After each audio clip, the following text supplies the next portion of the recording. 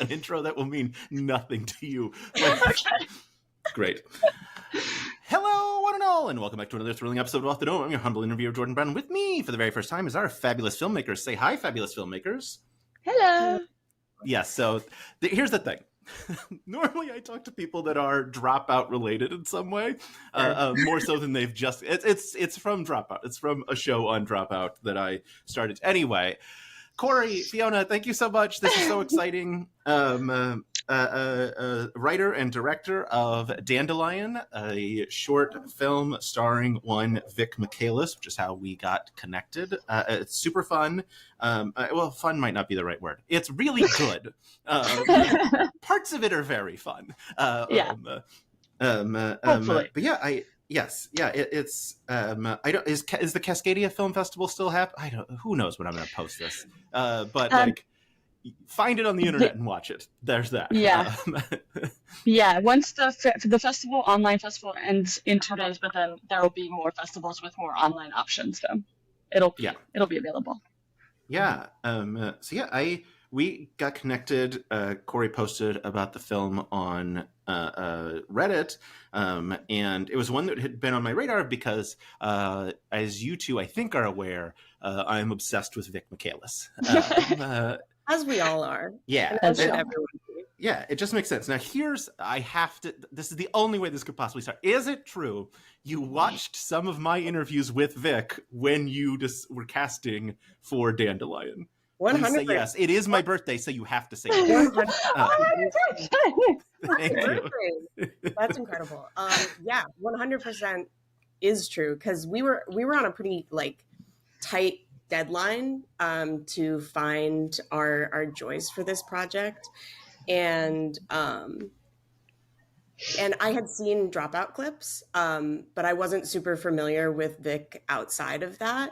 So we also watched their Hallmark movie, which they're also incredible in, and very good in. That's a real skill to transcend the cheesiness of a Hallmark movie and make it a real human emotional experience. But yeah, and so I was just trying to find out as much as I could about them as a performer and as a person, because when casting Joyce, it was really important that the performer that took up the role kind of fit into what we see Joyce as. And it was really important for us to have an actor that was part of the community as well. And so we just kind of deep dived into all things Vic. And part of those are your lovely interviews with them. Oh, man. So that means, can we get it clean?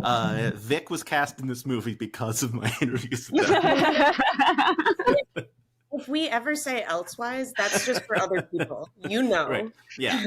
Great. Perfect. Dandelion is, like I said, I will say, okay, all right. I'm all over the place. That's just the state. Look, you've seen some of my interviews. You know this is how it goes. We love it. We love it. Yeah. So obviously, when it's a short film. It's 20 minutes long, I believe. In the 1970s.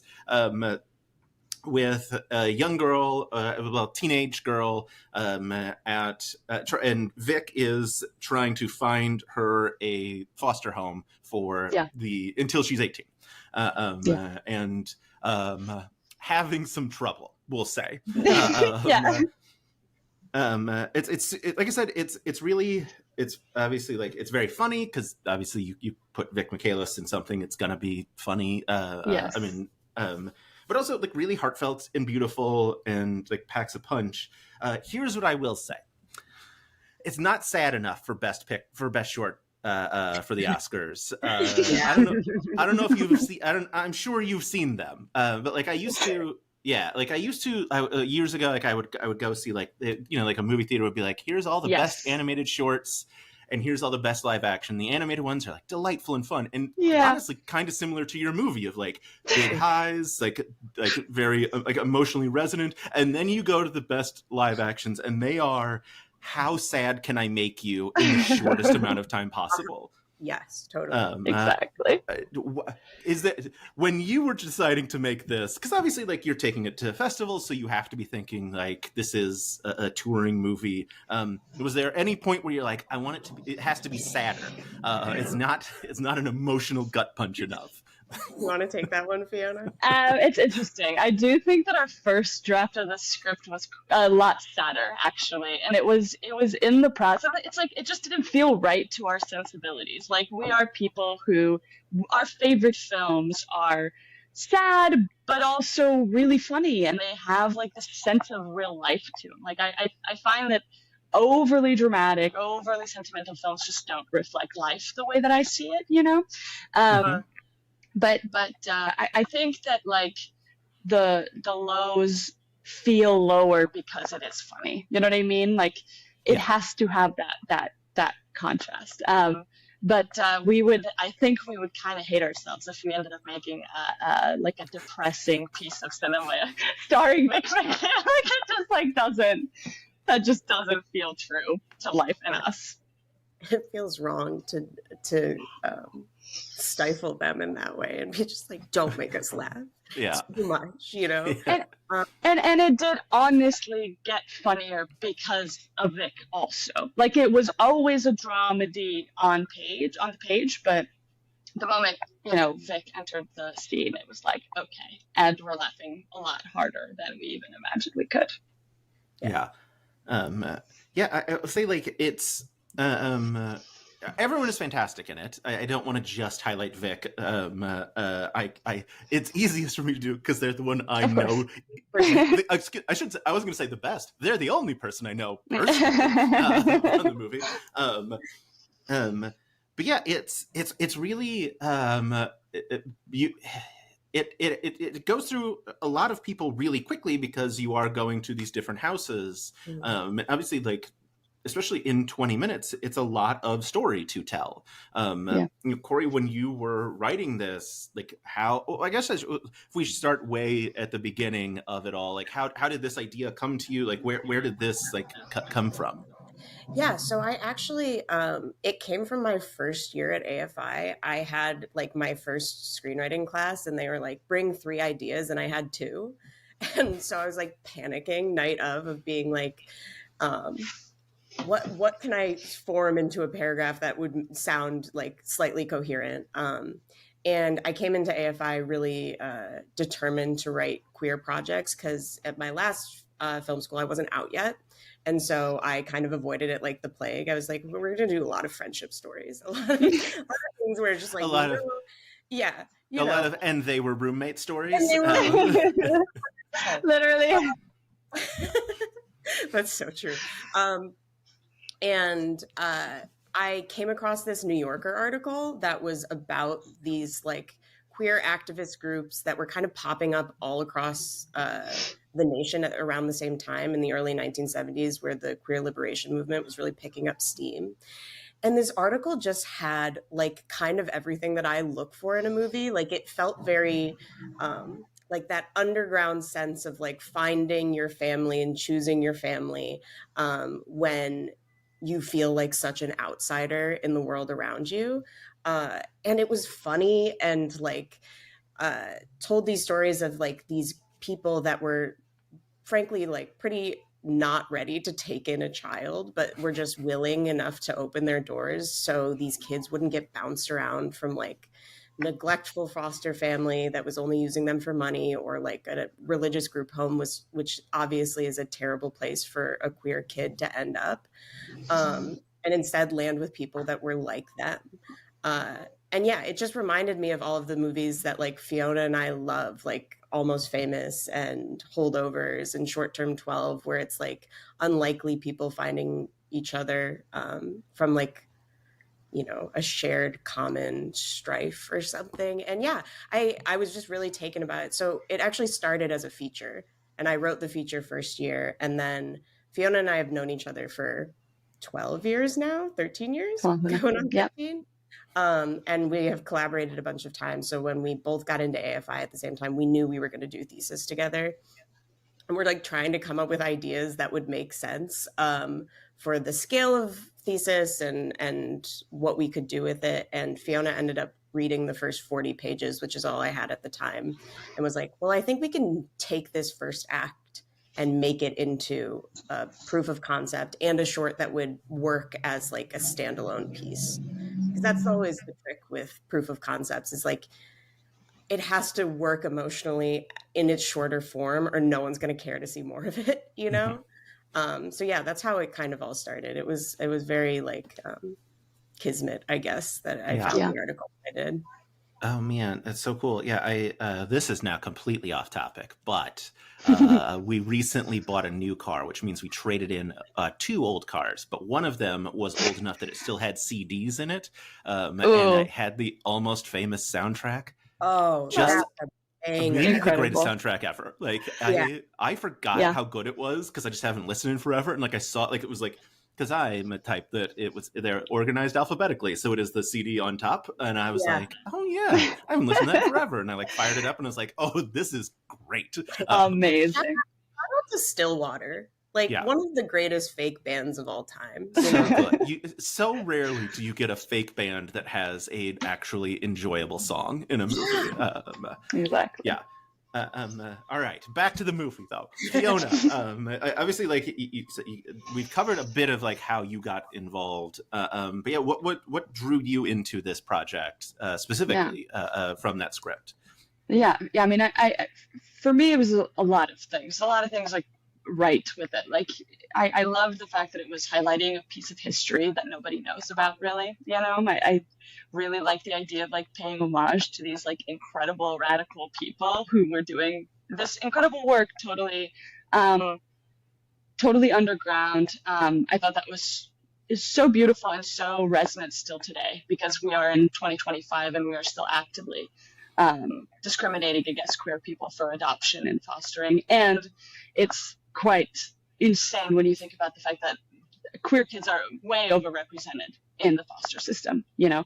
So to me, it had that like, it was extremely relevant, extremely sort of like emotional, just on a basic conceptual place. And additionally, I think like reading Corey's script, it was just like, I need to see these people on my screen. You know, if there's anything I can do to just bring these characters to life, like for me and for Corey, I think too, like for us, every story starts with characters, starts with people that we can just genuinely fall in love with, people we want to see. They remind us of other people that we've known, that we love, and parts of ourselves. I think I really ultimately saw myself in, especially Margaret, but also in Joyce. You know, I love, like, you know, it reminded me of like the care that I grew up in Sweden as a refugee from the war in Kosovo, and I remember feeling like people like Joyce, like my teachers were my Joyces. You know, they were like bringing food to my doorstep when I was young because my mom was a struggling, like, you know, single mother, and then I find myself, or see myself so much in Margaret's, like angry, you know, like scared of vulnerability, distrustful of the world. It just sort of checked every box for me, and I love subverting this, like, you know, quite sad, at the core, quite sad story, at least like the starting point of the story, into something that could have mainstream appeal. You know, I think like there's something for everybody in this story. Yeah, I would say, like, I know I'm gonna butcher this, and I'm so sorry. Shpatemi, is that? Did I get close?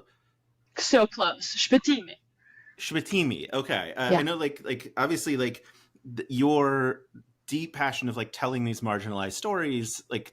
It makes sense, like looking at your body of work, why this would resonate with you. Yeah. 100%. It's also feels just like look, like you mentioned, we're living in 2025. The world's a nightmare. You know, like every day is a new attack on trans people, queer people, just across the board. And like telling these kinds of stories that have that, it feels.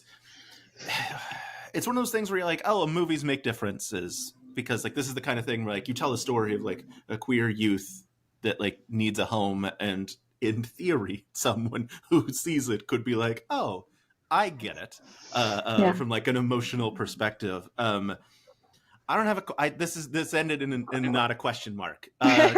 Can you talk about that? That's a question. Yeah, I mean, Corey, do you want to take that? Yeah, sure. I think like one of your questions earlier actually made me think of this, is just like, well, it could be sadder, and it definitely could be. And I think that growing up, all of the queer media I was consuming was tragedy, you know, like it stems from, you know, historically there being rules of, if you're going to show a queer character, they cannot have a happy ending, because we don't want to promote that kind of behavior in society.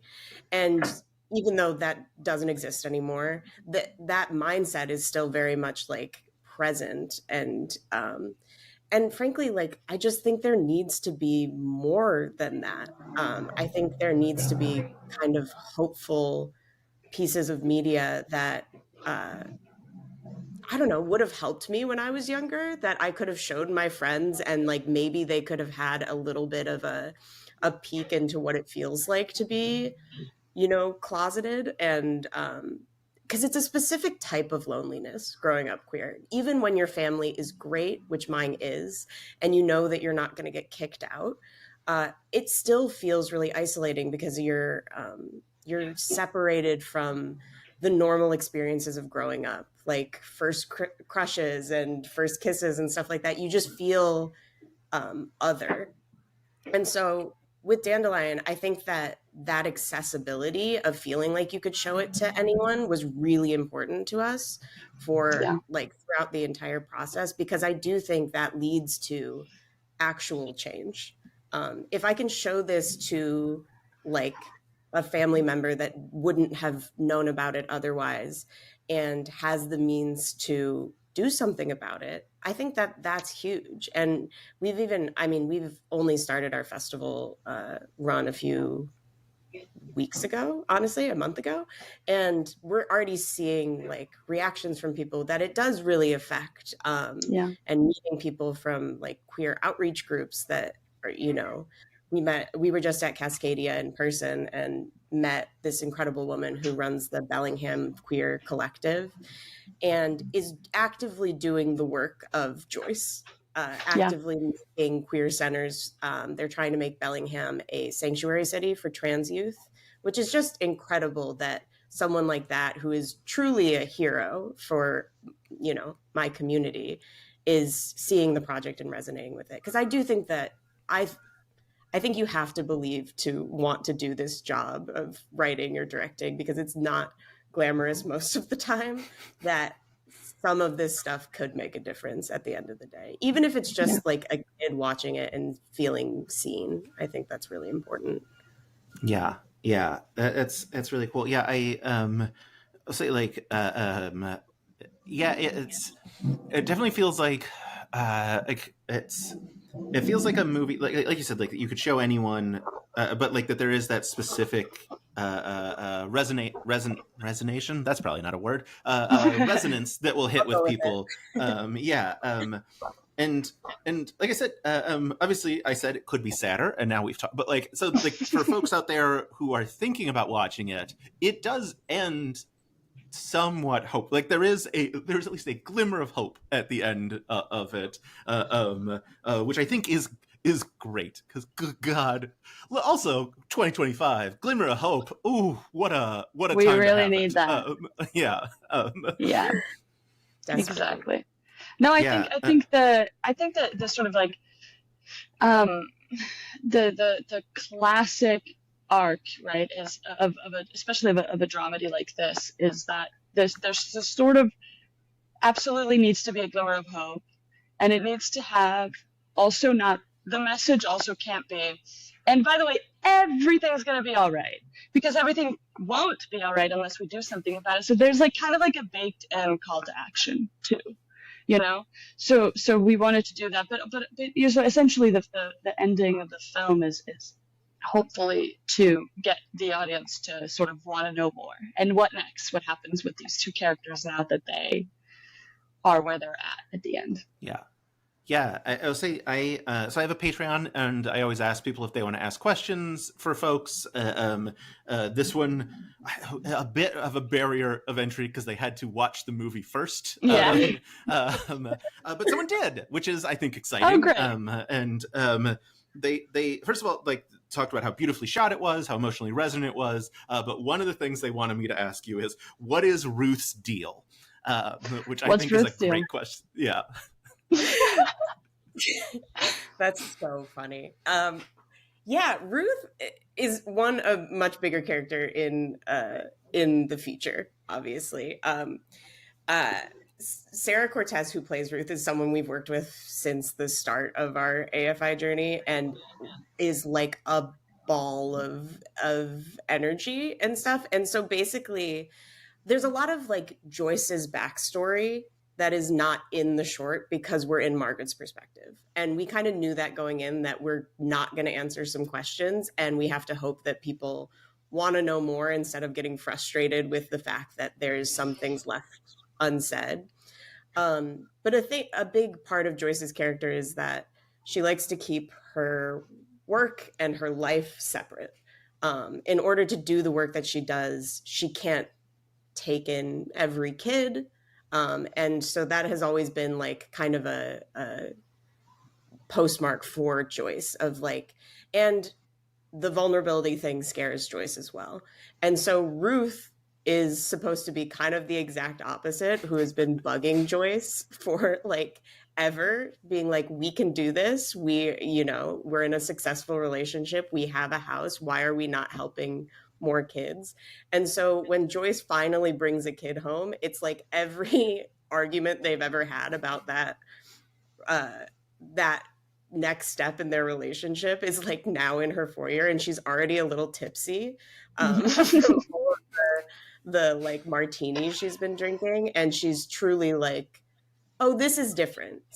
She knows Joyce too well for being like, this kid must be something special because Joyce wouldn't do this any other way, and I think Ruth deep down knows that Margaret was probably going to stay the second she walked through that door, even if Joyce and Margaret hadn't gotten there yet.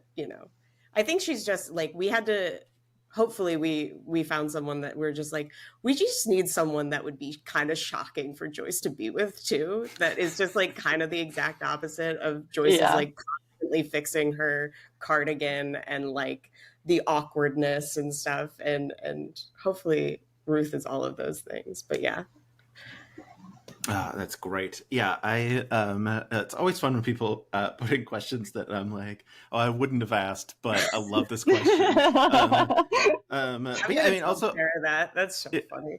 Yeah, like to you then, like speaking about like it is, because it is really beautifully shot. It is, and obviously like you, well, I shouldn't say obviously. Presumably, AFI opens doors that like, but like you're also setting a short in the 70s. Like there's a lot that goes along with like fashion and cars and things that like you have to take into consideration. It's, oh God, what was I was watching Mythic Quest, the show on Apple TV, and there's like a flashback episode to the 60s or 70s, and they're just like walking down the street. I'm like, this episode must have cost $1 million. The street is lined with cars from that are era appropriate. When you're thinking about approaching something as like as a short, which I know for a lot of people is I'm going to sink all of my money into making this movie. Obviously, like AFI changes things, but like how are you approaching that in terms of like, well, this is set in the 70s. This is what we need. Like, how do we make this happen? Yeah, obviously a huge challenge, and it was one of the biggest draws for us actually, because we knew most likely once we were no longer students, we were not going to get the kind of discounts we would otherwise get at AFI to really ever do anything, period, ever again. Hopefully, in a feature like world, we will not have these barriers, but we probably will because it's 2025.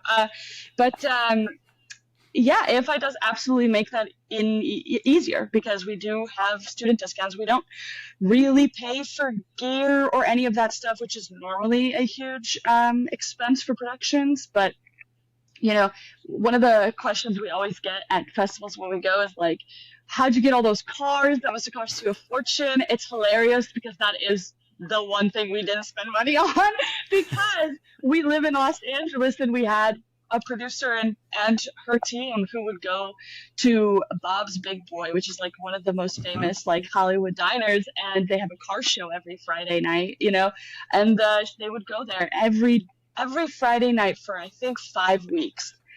And be like, please help us. We're making a film. We're students. I think we got, every single car except for one for free. And so those people, the goodness of their heart, I don't know, would come. And especially those scenes were often shot at night too. So they were there at midnight eating shitty student film pizza.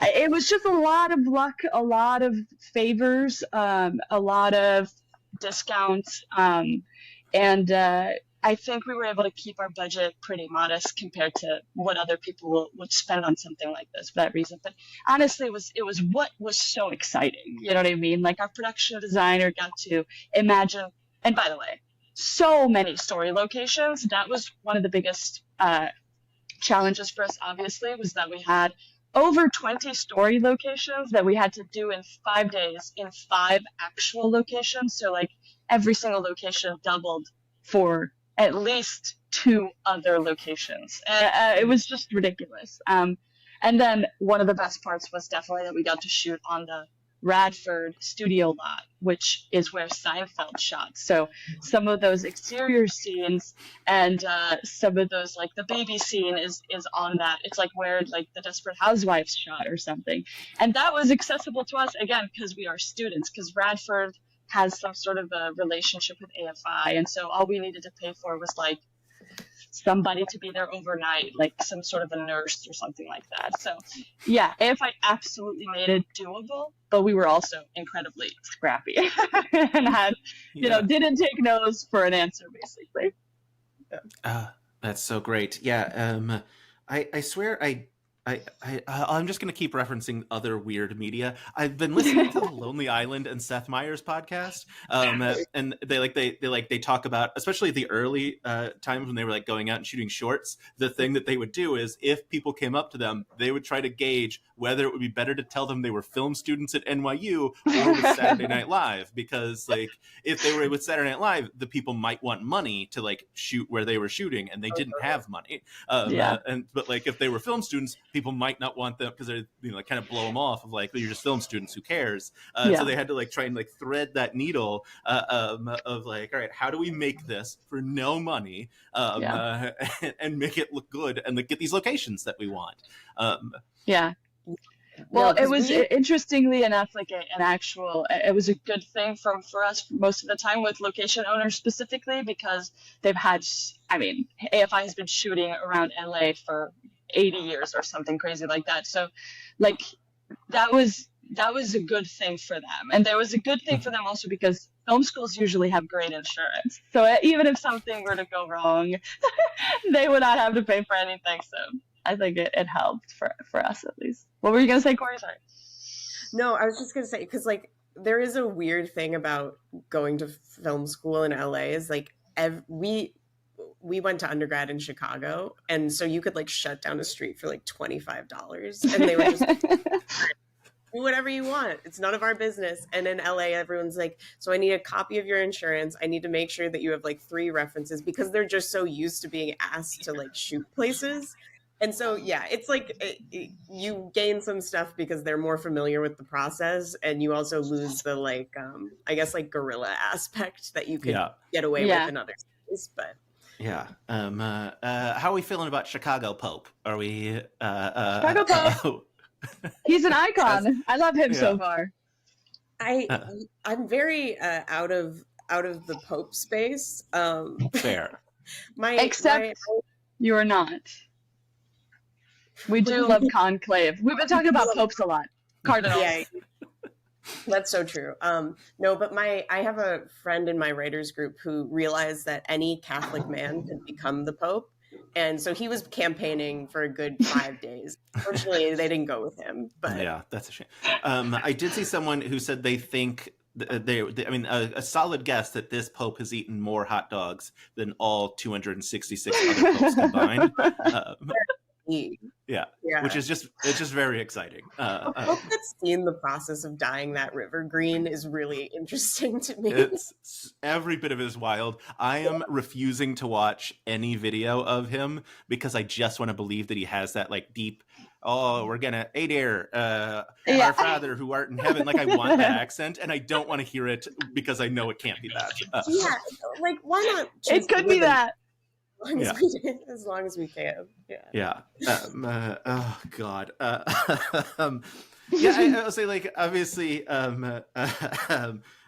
Speaking of Catholicism, the beginning of the movie is I don't know if it's Catholic. I don't. But it is like a Christian at least boarding house. And one of the other sort of interesting things that is.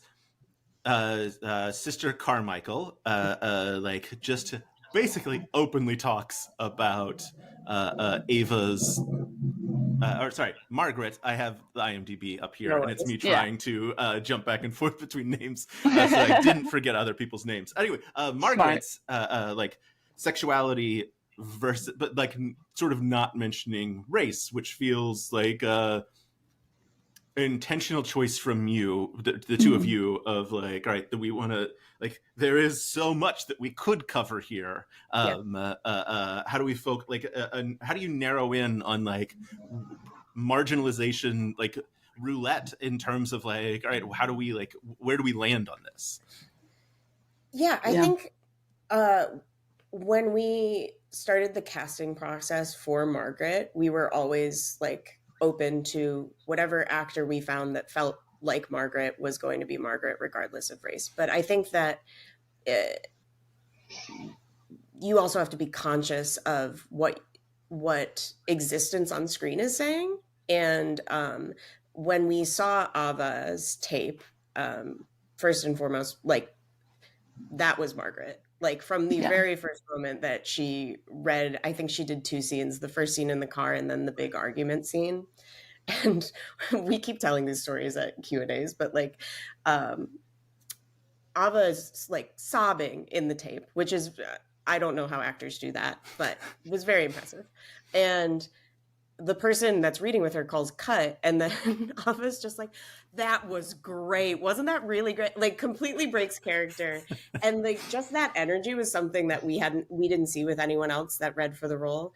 And so, but also feeling responsibility. Fiona and I are white. And while Fiona's experience is very different growing up as a refugee, I'm from a suburb in Michigan. I am as white as Yeah, and North Farmington really sells the whiteness. 100%.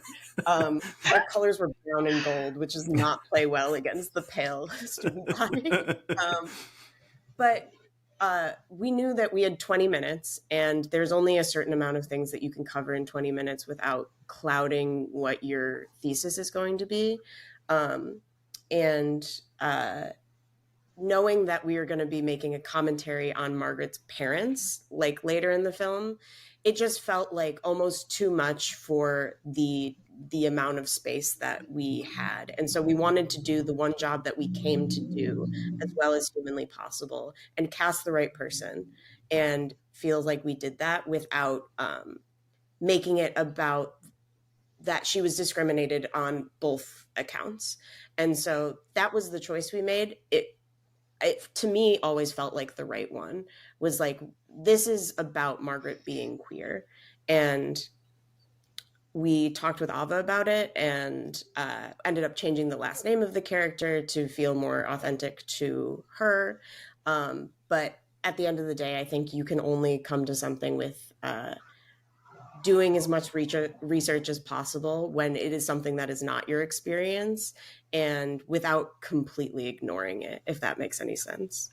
Yeah, no, definitely. Yeah, it's I'll also say like it completely makes sense, right? Of like you can't in 20 minutes you can't be like, we're going to cover all of humanity. But obviously, when you get your feature, which I assume that's where this conversation is going, right? Like you've left it Absolutely. open. There is plenty of space. You could potentially play in that space a bit more. I will say, like, obviously, for you, Corey, like coming from casting, like, and like big like projects, what is it when you're involved in casting, like that like catches your eye, like you said, like this different energy? What is it that like about folks that, let's say there's an aspiring actor? It is not me, to be absolutely clear. I'm very happy with what I do. You never know. Yeah. But like what draws you into a person? So I worked for Carmen Cuba for like 3.5 years before I started AFI, which was an incredible experience, and she's a genius and taught me so much just by being around her.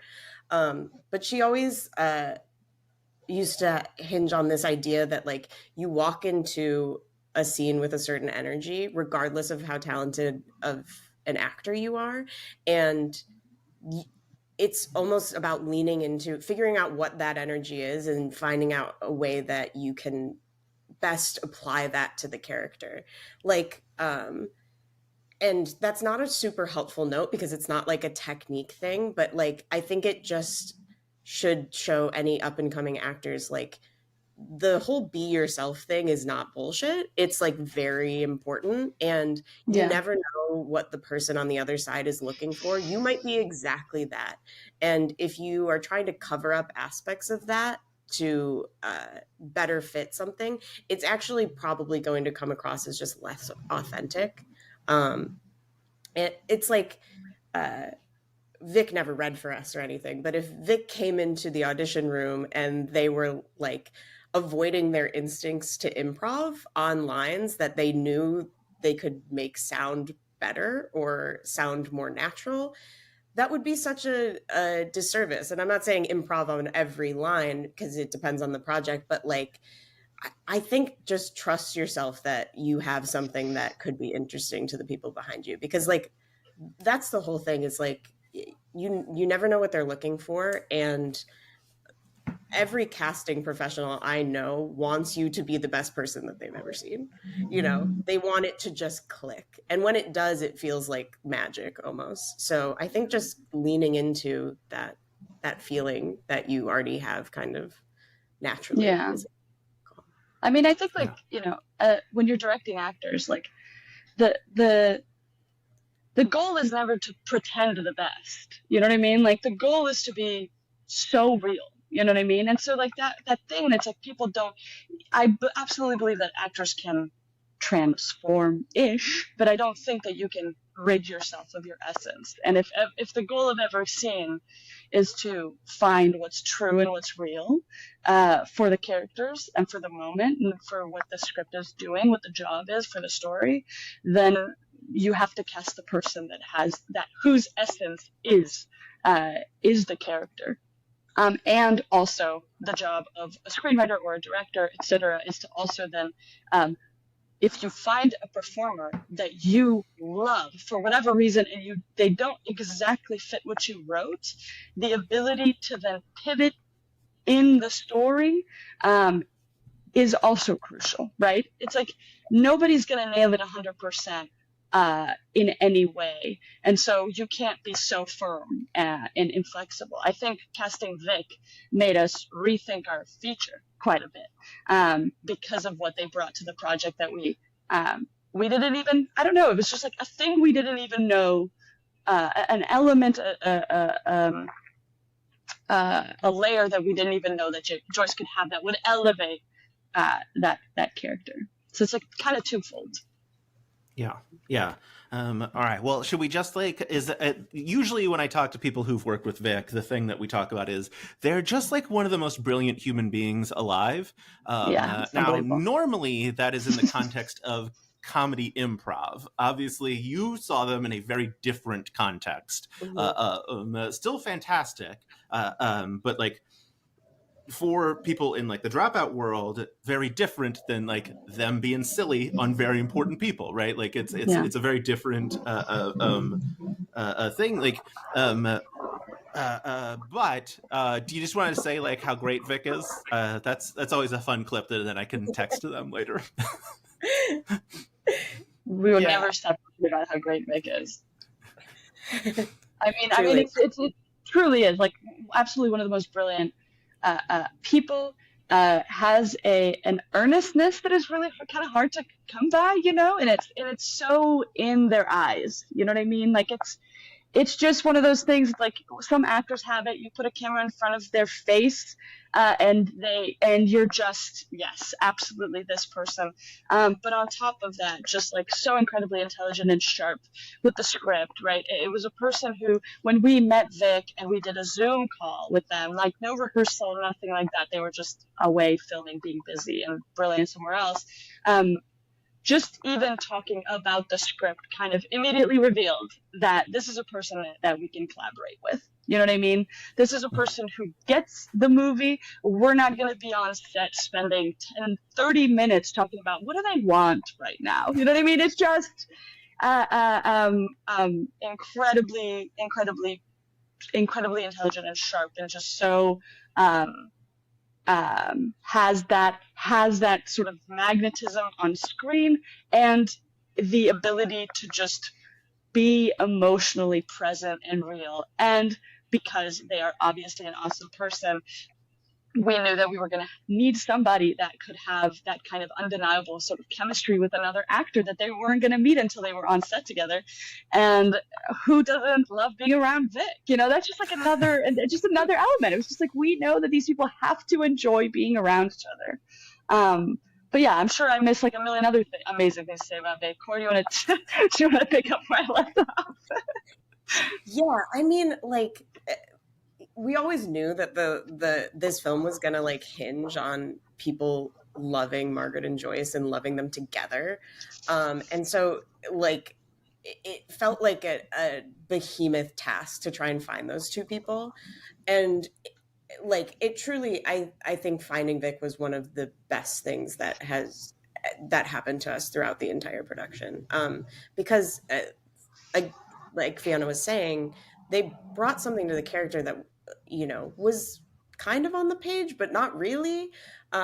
Joyce was always like a little awkward and like occasionally funny without knowing it. But when you get someone like Vic, you're just like, take this and run, because everything they came up with was gold. Like, without fail, the biggest laugh we get in the entire movie is a line that Vic improv'd once. And like, it's the Mighty Mouse line where it's like, mice are mighty, they're predators, they started the plague.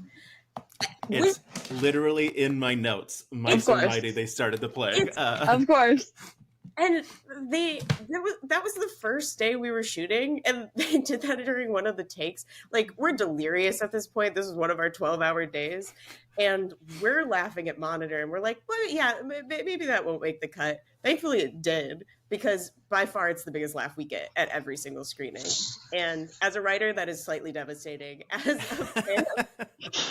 fan of Vic, it is great. Because we are Vic fans first and professionals second.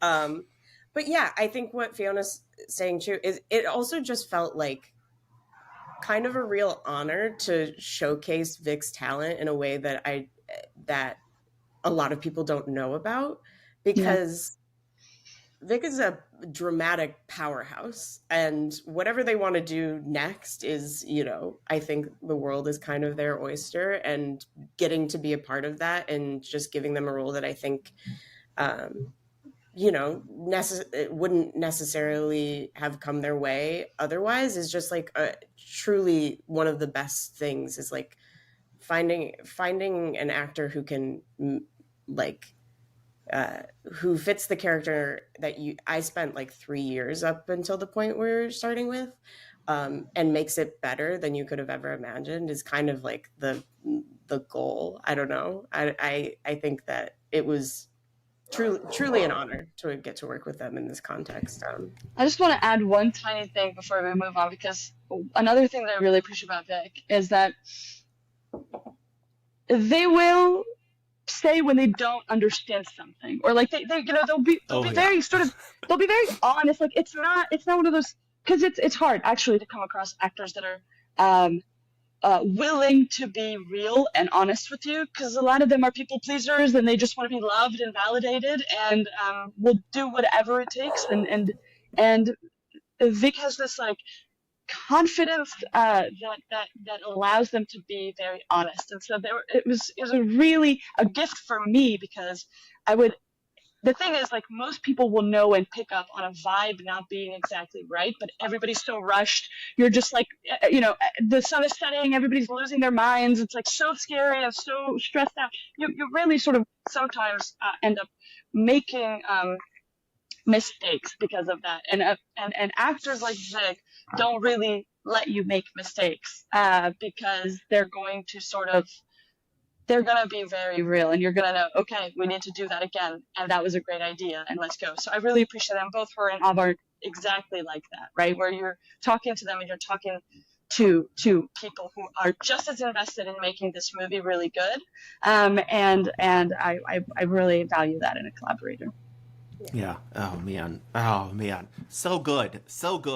Yeah. I was like you talked about, like, you've talked a bit about this and just mentioned it again, like these bonkers days. Like shooting movies is always difficult. Like it's always like a crash of like, all right, we got a 12-hour day today. It starts at 4 a.m. or whatever, but for a short, especially, you said you had 5 days to do this, which, I mean, maybe for people unfamiliar with filming, like 5 days for 20 minutes maybe doesn't seem like that much, but it's a ton of time that you have to do, like setting up, getting people into, wardrobe, all of those things. Can you talk a bit about like what that crash course is like in terms of just like pure adrenaline filmmaking? Yeah. My God, I think the biggest lesson is having failed a million times before, and like having not been realistic with yourself in prep. A huge part of what makes something like this possible, which I will say, 5 days could be a long time for 20 minutes. It just depends, right? What your film is asking for. But like I said, we were trying to shoot 20 story locations. So it was just kind of ridiculous. We had prep teams and rap teams that were separate from our main teams that were working each day. I mean, it was really kind of a juggling act. But all of that happens because you are supported by really brilliant production people. So, for example, our first AD, Justo, was literally the key to making all of this happen. And we had extensive scheduling meetings where we sit down and she would be like, "You're crazy. That's not happening." You know what I mean? It's like nobody gets a shot in 5 minutes. I'm sorry, it just doesn't work that way, And so again, it most of this happens on in prep, and because we were so well prepped, and because we had the luxury truly of having amazing people who were volunteering their time most of the time to help. It made it possible, but it was almost impossible. Like there was a time at the end when we called cut on the last day, where team members were just running up to me sobbing, like exhausted and so relieved that it was over. Of course, right? It's like running a marathon for 5 days. But the thing is also, you wouldn't want it kind of any other way. I feel like even as a person, I kind of function like that when you're at your wit's end and you're like really kind of running on no sleep, and freaking out is when you're also able to be the most creative or something. Like there's all these like the editor in your brain disappears. There's no time to think, it's all instinct. And I do think that a large part of creativity is sort of like hinges on your ability to improvise and stuff like that. But yeah, I mean, every step of the way we were told by people that what we were doing was impossible. We should just kind of throw in the towel now. Which the thing is, if you say that to me, I'm just going to want to do it even more. But yeah, we had faith in each other that we could do it. Yeah.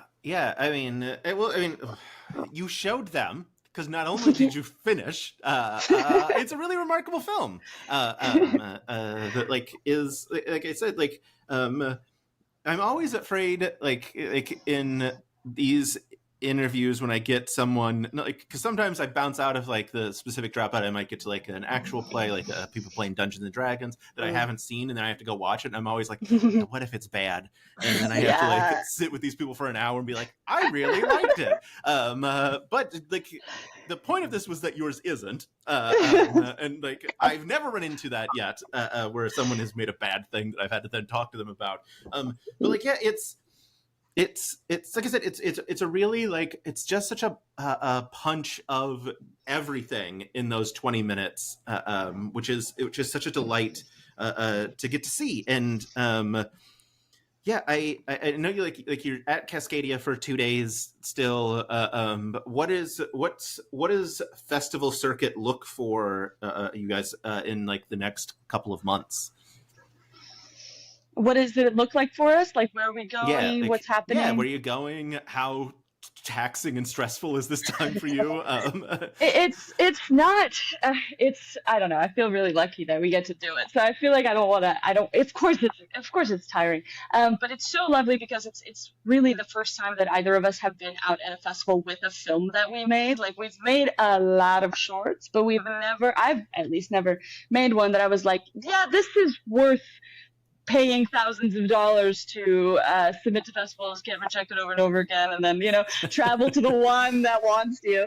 But with Deadline, I think we both kind of felt that we had something special and we want the world to see it. And so the festivals is a wonderful opportunity to meet other filmmakers. And so, I mean, this is a community, right? Like, filmmaking is a community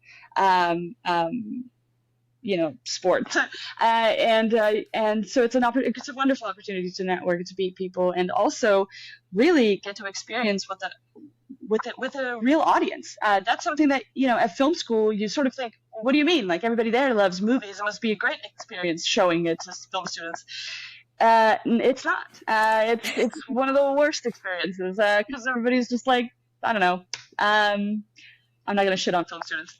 Moving on. Basically, it is hard because everybody there has their filmmaker hat on, you know what I mean? And so it even becomes hard to watch other movies, like real movies, you know what I mean? Like good movies that you loved. All of a sudden, we're watching it with this lens that kind of distorts everything. But getting to see it with a real audience, with like Gary and Linda that live down the street in Bellingham, Washington, came to watch the movie, and they're just like moved. And it's like, wow, we made a movie for the people. I think that's kind of that's what's so valuable about the festival sort of circuit journey for us, and on top of that, like with Michelle, who we met in Bellingham, who does that runs the Queer Collective, like, we met with a person who's interested in helping us with the film, like interested in seeing how we can be mutually beneficial. And some festivals are, of course, a little bit more sort of industry presence. We are going to some, we can't say right now because they have to sort of announce that themselves first, but we're going to some, they're going to have some more industry presence, and then, the sort of like multiple more doors will open to talking to people, execs, producers, managers, agents, etc., who might really want to see this movie made, so the goal really is, because it is a proof of concept, that we meet at least one rich person. If you're out there listening to this podcast, hit us up. We need a couple mil to make the feature. But yeah, but it's lovely. I mean, for so many different reasons, it's at least, it's like, if I've been tired, it doesn't matter. I've loved every second of it. We will be at Inside Out. That is one that we can announce, which is yes, that we have announced. In Canada, which is a huge it was like one of our like white whale festivals to get into, so we are so excited to watch it with a new audience. And yeah, I think that's the biggest thing, is just getting to it never gets not nerve-wracking to like sit and be like, what if nobody laughs? Because like, especially with comedy, it's like, what if this is just the one screening where like nothing works and stuff? But usually that doesn't happen, and it's been really rewarding to see people react to it. Oh, I love that. All right. Well, if folks want to follow along as you announce other film festival locations, where could they find that information to find out?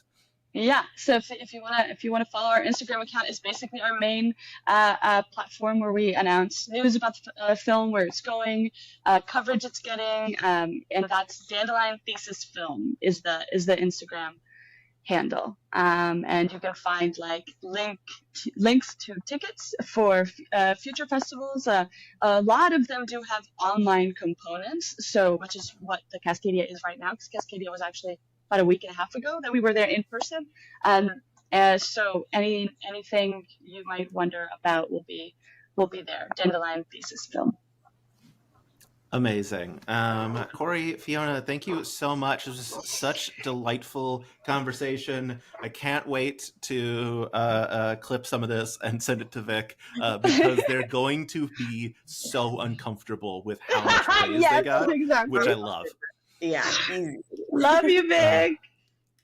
Thank you, Jordan, so much. This was amazing. Thank you. I don't know how to end an interview, so I'm just going to hit stop recording. Sounds good.